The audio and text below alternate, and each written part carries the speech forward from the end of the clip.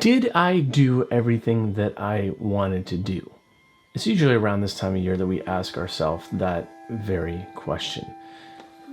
Did I accomplish the goals that I set out for myself at the beginning or the end of last year? There were good things that happened in 2023, and there were other things that were frustrating.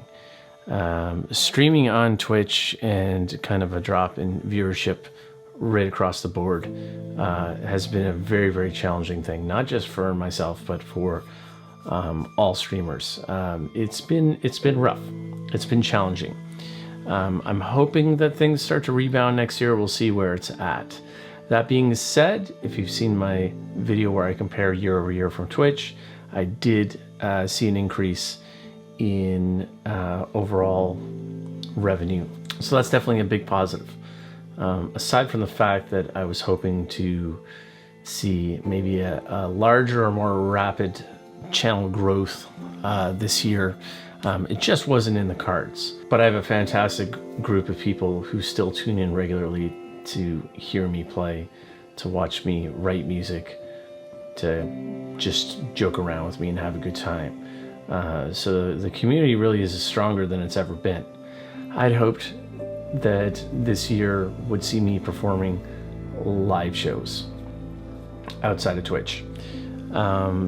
Didn't quite pan out the way that I wanted to. A series of disappointments, unfortunately, through working with or trying to work with different groups and just not being able to book shows that I wanted to book. There's not a huge amount of venues for the type of music that I do, cinematic / ambient, whatever you want to call it. And yet, the number of people on Twitch that have responded very favorably to the music that I write just reinforces my belief that there is an audience for this music, but finding it has been challenging. My favorite shows are the small, intimate shows. I just saw a show in Philadelphia in a church, a college campus. That was a whole lot of fun. And I got to meet and hang out with my friends that I've made on Twitch, a few of my close friends, for the first time since we've been talking for 2 years. It was a super special trip. We saw Andy Othling for the first time, got to meet him, hang out with him. Kind of pulled us all together, all these like-minded individuals that like his music. So seeing him play Hotel Neon, Slow Meadow in a church, again, kind of reinforced my belief that these types of intimate shows, small intimate shows, are what I want to do. Finding that audience is the challenging part. I'd hoped to host a living room concert here at our house. It could have been the timing that just didn't work out. It could be the fact that people have kind of moved on from COVID and the living room kind of idea and model just might be outdated at this point in time. I'm not sure. But small, intimate venues with kind of relaxed lighting, very chill, to create kind of an intimate ambient atmosphere. That's what I want to do. I just haven't quite figured out how to do it yet. So that's still going to be something that going forward I'm going to focus my time and my attention to in 2024.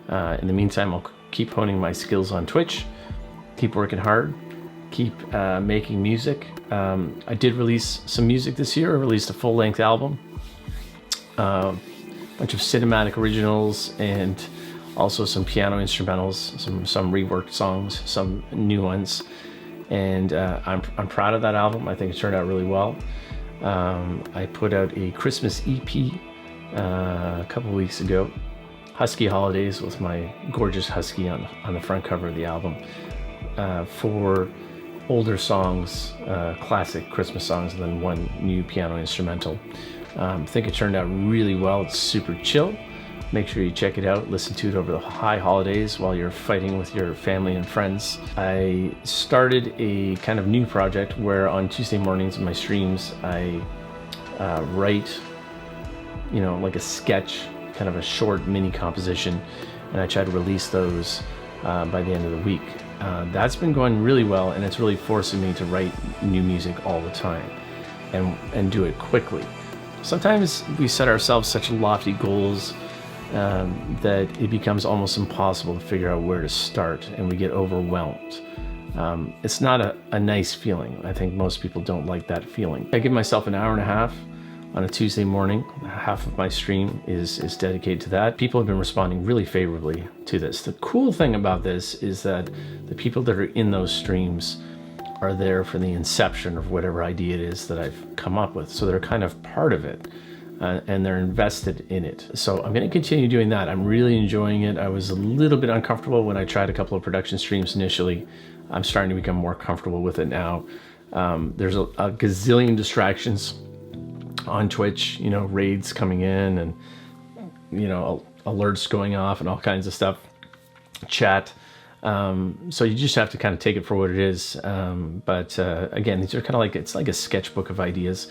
And the main idea for these tracks is that they'll serve as kind of a music licensing for multimedia. I've been producing tracks for Voice Unmuted, Katie, and Lauren, hoping that those will be released early next year. 2024, in terms of music that I'm putting out, definitely going to be an EP of cover tunes, vocally driven cover tunes, some of the ones that the Twitch audience has responded very favorably to, and also kind of a stripped down reworking of some other songs that I've released, also vocally driven, as well as a couple of new ones. So at least 2 EPs, as well as the music licensing tracks, which I'm hoping to release every single week. I'm hoping by the end of 2024, I'll have done, you know, 60 plus songs. That's the goal. Again, it's very lofty, but I enjoy being busy. I enjoy being creative. I enjoy putting out content.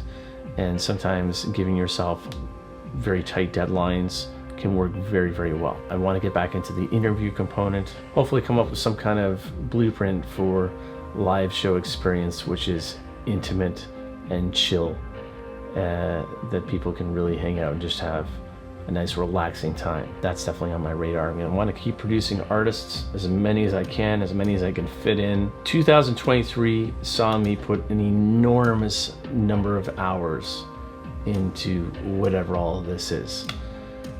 YouTube videos, editing, video shoots, music production, doing my own music, live streaming, just an obscene amount of hours. And sometimes you have to look at it and you have to wonder, why am I putting so much time into something that generates such a small amount of revenue? And I guess there's still that hope and that blind faith that if I keep just digging in and I keep putting in the hours, that those hours are going to be rewarded, that there's a light at the end of the tunnel, pot of gold at the end of the rainbow. I could go on with these. So yeah, there's some blind faith constantly at work, but at the end of the day, I'm just a driven person when it comes to this stuff, and I'm obsessed about video and audio, and I love it too much to not do it. Let me know what kind of goals you have set out for 2024. We're going to keep digging in, we're going to keep pushing, and we're going to keep doing incredible things together.